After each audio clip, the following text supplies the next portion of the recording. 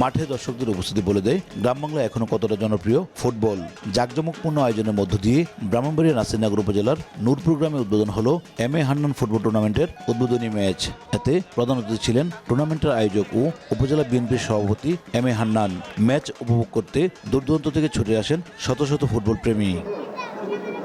উদ্বোধনী খেলায় মুখোমুখি হয় চাপড়তলা ফুটবল একাদশ এবং নূরপুর ফুটবল একাদশ। টুর্নামেন্ট ঘিরে এলাকায় সৃষ্টি হয় উৎসবের আমেজ। প্রতিটা বছর অপেক্ষা করি কবে এই খেলাটা আসবে। খুব ভালো লাগছে।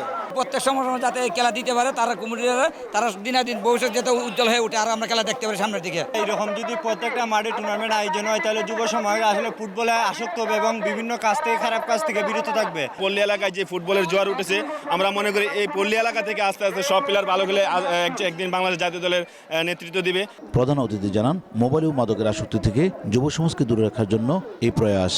আমাদের ছেলেমেয়েরা যে খেলা বিমুখ হয়ে এখন মোবাইল নিয়ে গড়কুনে বসে থাকে এবং বিভিন্ন রকমের আসক্তির দিকে ধাবিত হচ্ছে।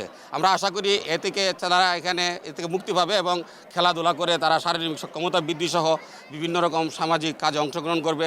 নকআউট পদ্ধতির এই টুর্নামেন্টে মোট 16টি দল অংশগ্রহণ করেন।